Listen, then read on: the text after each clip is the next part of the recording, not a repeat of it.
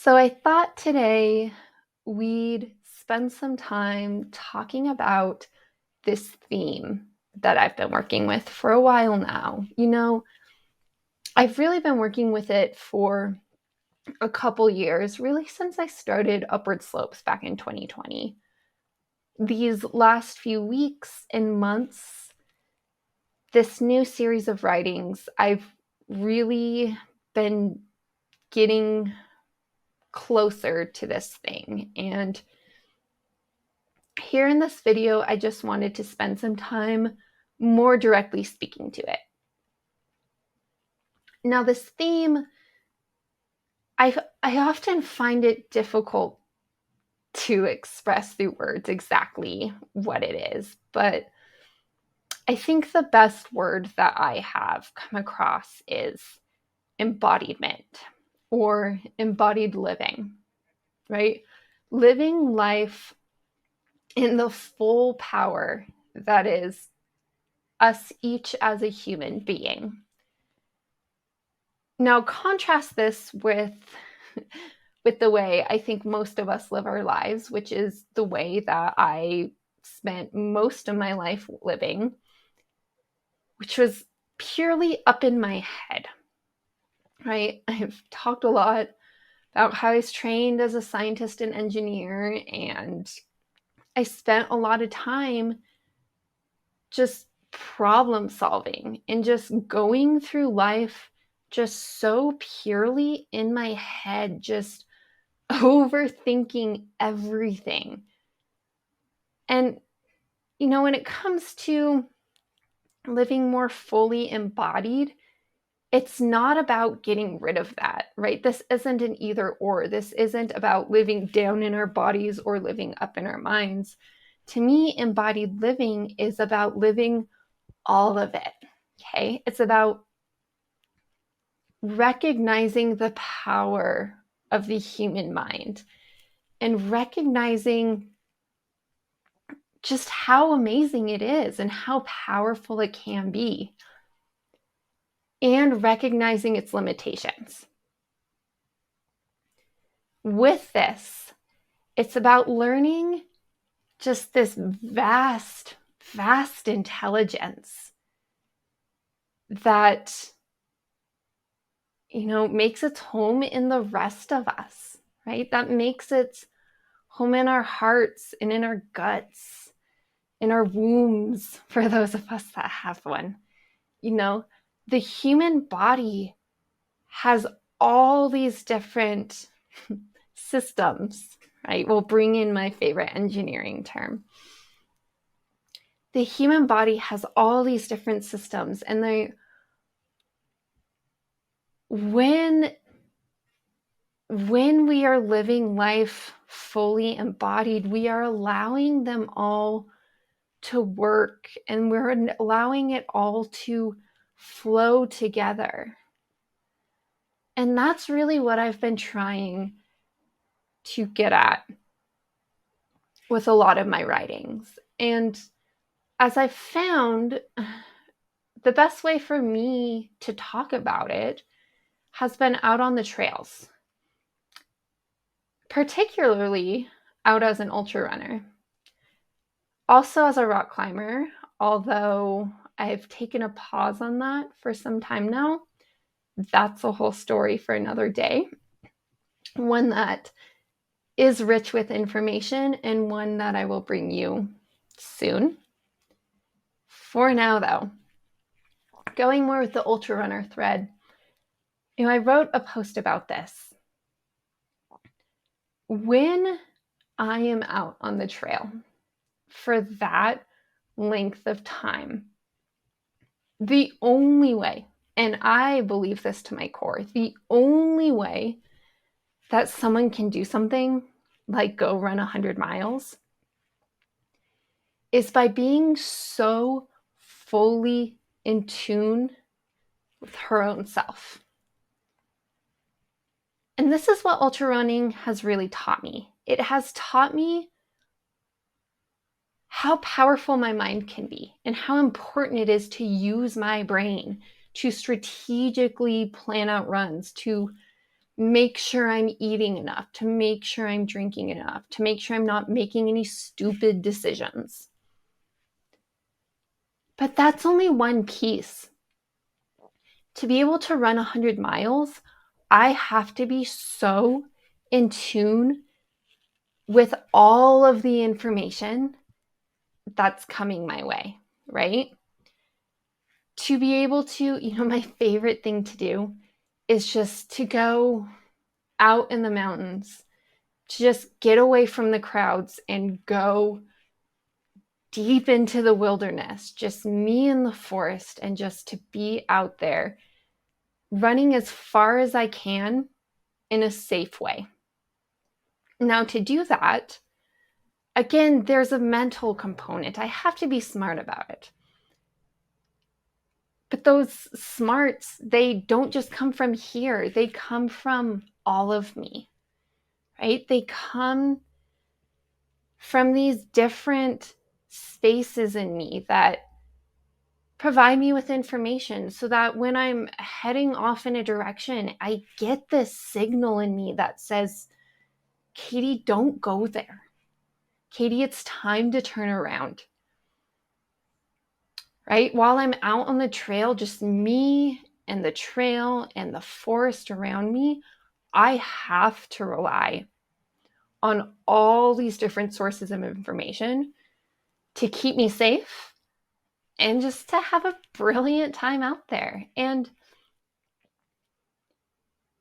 again, I talked about this in my short piece on running the 100-miler.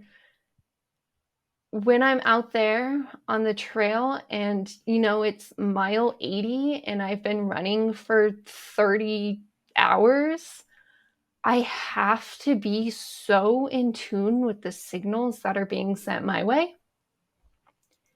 I have to be able to discern, whether a certain pain is something that I really need to stop and pay attention to and deal with, or if that pain is, just some extra information coming my way telling me like, yeah, my legs are tired and they've ran 80 miles, but it's okay. I can keep moving. And discernment, it's the word that keeps coming up, and it's become one of my favorite words these days because it's this ability to take all these different threads of information and to make decisions based off of them. Do I need to stop? Do I need to fuel? Do I need to pay more attention to this? Can I ignore that? What is, given all of the information that's available to me, how can I take it all in and choose my next steps forward? So that right there, again, is really the foundation of upward slopes. It's a foundation, and it's one thread. It's one thread that's taken us to all these different threads because, as I've created this platform and as I've been bringing this into the world, there's just been a lot of darkness at play. We all know this. We all know the horrible, horrible things that are happening in our world right now. And I know each of us in our own lives have our own deep challenges, right? And, these past couple years, as I've learned to get out of my head and actually go out there and live life, I've been dealing with one thing after the next. And a lot of it has been truly horrible.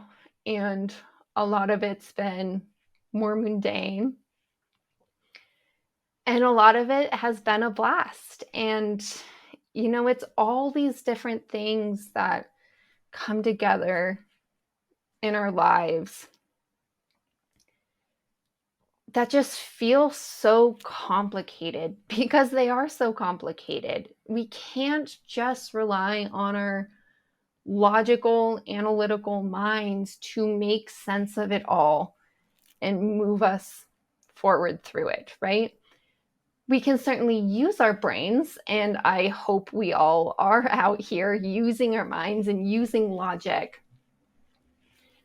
But if we are actually going to make it through all of this as gracefully as possible, and in a way that's actually moving us forward to better health and brighter days,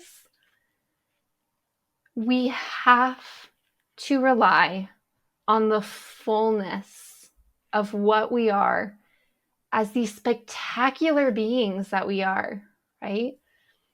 It never fails to amaze me just how powerful the human body is.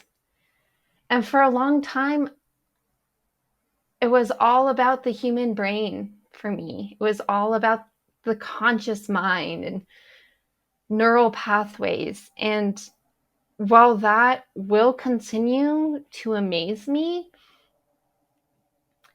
for me these days, what's intriguing me more is these different power centers that we have, and just these different intelligences that, don't come as clear and don't come in the ways that we're used to. But if we can learn to be in communication with them, I truly believe that this is our path forward. That with all of the horrible chaos going on in our world, and with all these deep challenges in our own life, and with these fierce desires to enjoy life, to find more light in all of it, the only way we can balance all of this out is by learning to more fully connect with the full power that we have. So that's this main theme that's been in my writing. And where do I want to go here?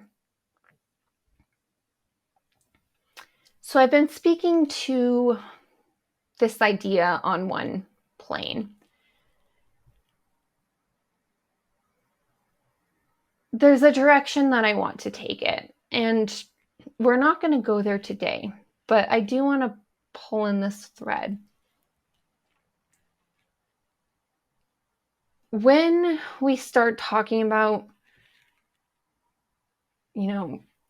subconscious pathways, because that's a lot of what this is, right? That might be a more approachable way to think about this theme, is that we have our conscious minds that we live in, and then we have our subconscious. And, once upon a time when I was studying as a neuroscientist, I would use this. I would use the conscious mind and the subconscious mind. And I would think about the subconscious as the brain, right? I would think about it all as the brain. What I've come to understand is that the subconscious, yes, so much of our brain is subconscious, and that moves down into our body, right? The nervous system extends down into our body and throughout our entire body. And we have other nervous systems. We're learning about the nervous system in our gut. We're learning about the whole nervous system in our heart, right? Again, science is starting to shed light on all these things that we knew intuitively, that we have these different intelligent power centers that are in our subconscious, but that do communicate to us. So I talk about this again on one plane, which is me out in the mountains, running on the trails, receiving input, receiving information, helping me direct my way through life. And that right there, again, that's where we're going to stay in this space for a little bit. There's this other plane that I will be pulling in here. And I just bring it up today because I do allude to it in my writings. And I know that we all deal with different levels of it. So what I'm talking to right now is trauma. Okay? Now, trauma is getting a lot more attention these days, which is great. There's also just still so much misinformation, so much misunderstanding when it comes to understanding trauma. And unfortunately, I'm not even gonna try to put that on this. It is what it is that, these last couple years, I've been dealing with my own version of it. And it's horrible. It's horrible because it influences so many different things I do. And, I spoke very briefly to rock climbing earlier. The reason I have had to temporarily give up rock climbing is because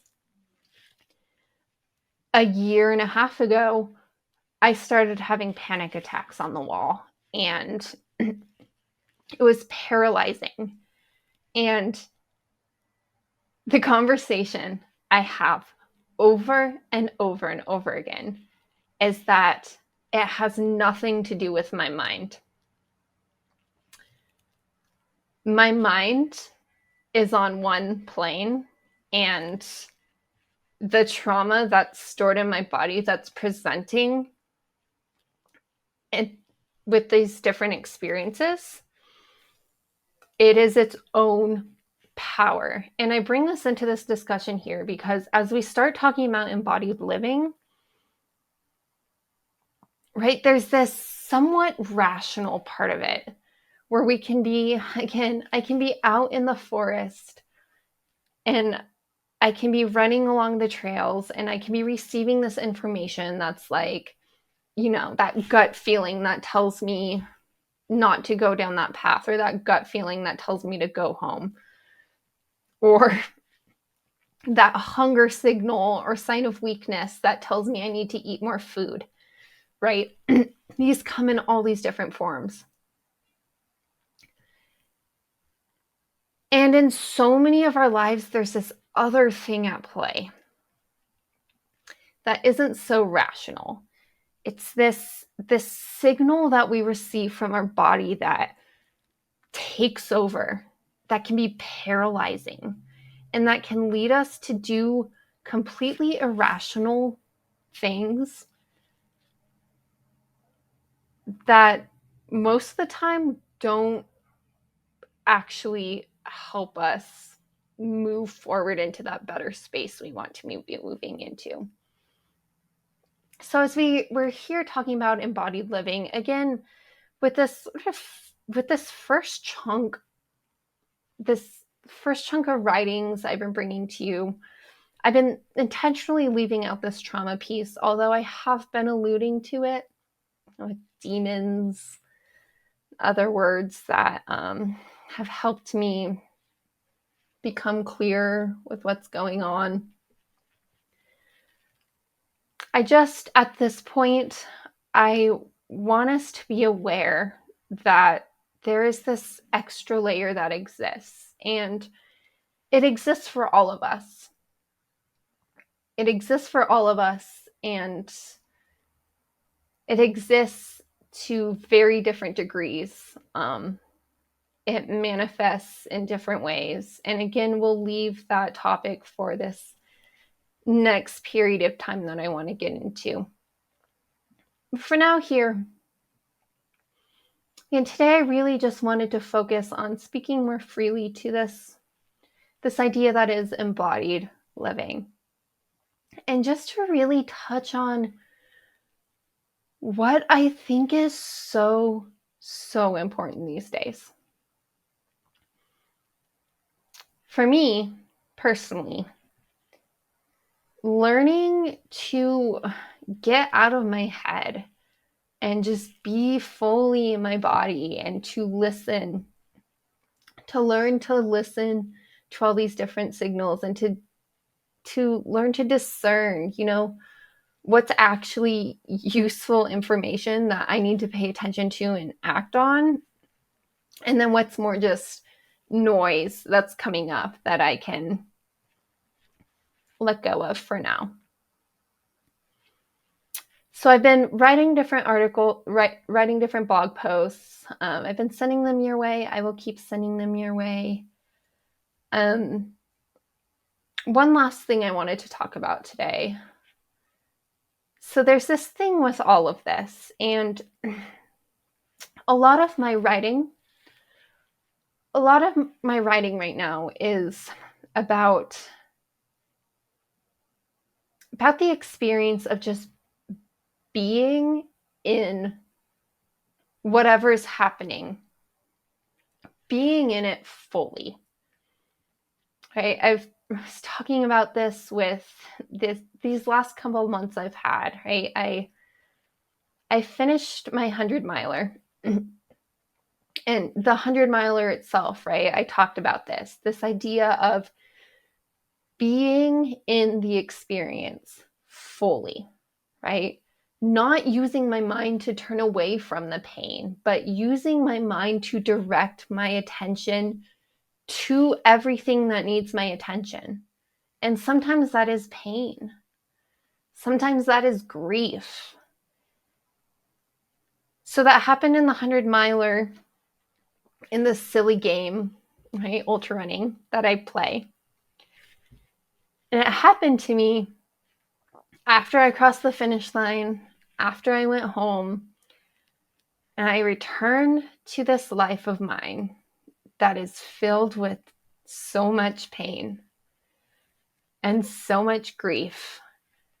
And it's in this time, in these last couple months, that, it really just, it got to a point where I knew, right? Because I've been working with this for some time now. It was landing in me in this way that was like, it is time to be in this as fully as I can be. So I stopped the newsletter, right? I stopped communicating with you all. And I really just spent weeks just being in it. And it wasn't great. It did not feel good. And it was one thing after another. I mean, I'm writing about these different experiences. It was one experience after the other that really just sucked. But I know, and I knew then, that it was so important to just be in it and to just feel it all. And a lot of the stuff I had felt many times before. A lot of the stuff was the same stuff that was coming up that's like, oh, do I have to feel this again? And the signal I received was, yes, you are feeling it again, and you're feeling it in this new way, and you're feeling it in this new point in time with all these other feels going on. And I kept sitting there, and I kept sitting in this space. And as I kept sitting in this space, the answers that I need in my life right now started bubbling up. And they started bubbling up with this new power and this new clarity. And just really, really started to make their home in me, right? To set this solid foundation for this new way of living life that I kept trying to move into, right? I've spent years, logically thinking, how do I want to live life? Oh, I want to move in this direction. I want to feel this way. I want to be this way. But again, our mind is only one small part of us. And to actually transform, to actually become that person, and start living the life I wanted to live, I had to spend this time sitting in the shit, just sitting in the darkness and just sitting with my demons and letting all of it just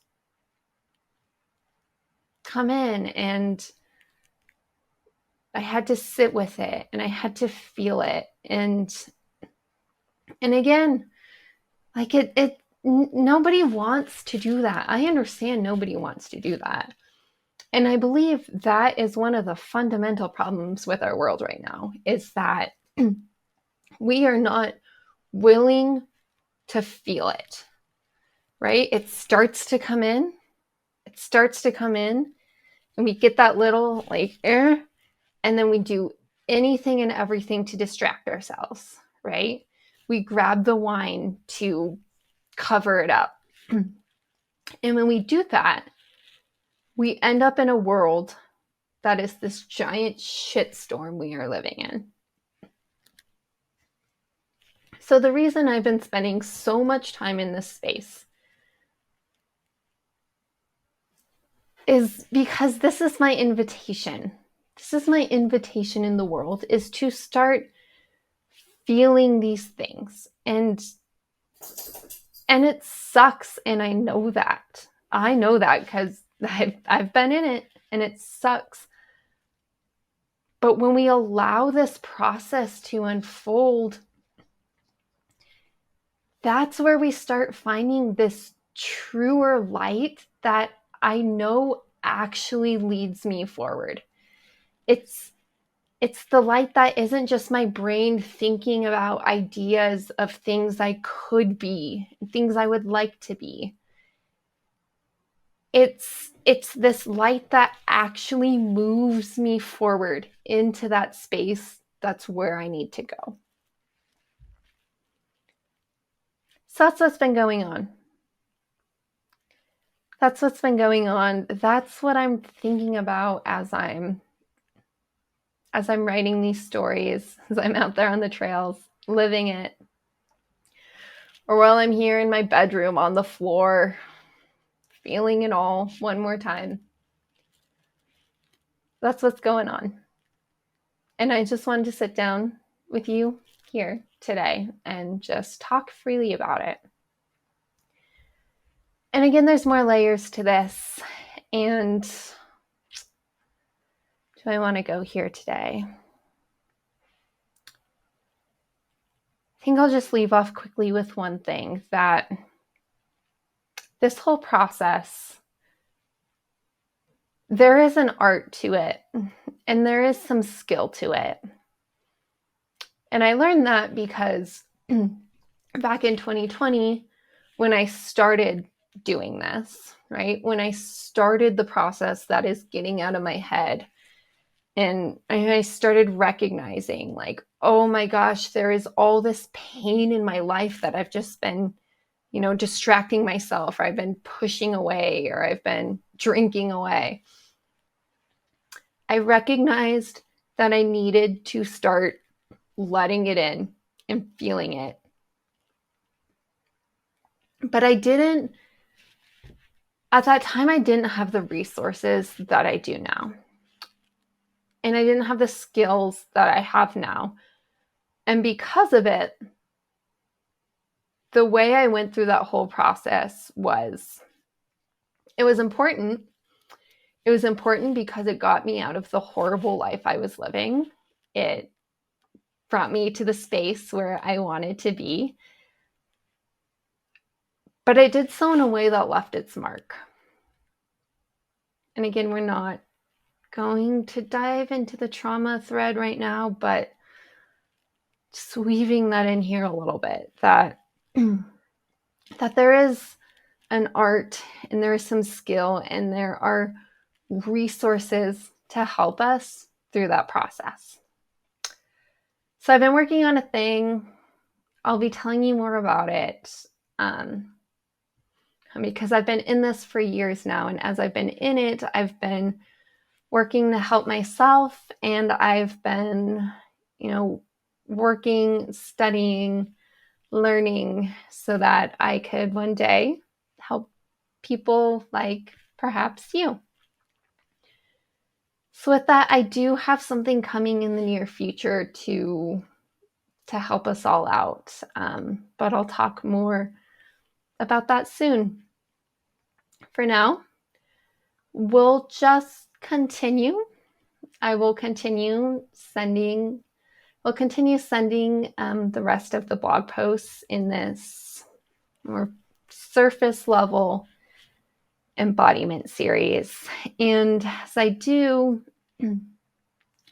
we'll start making our way into that deeper layer that I've woven in here a little bit.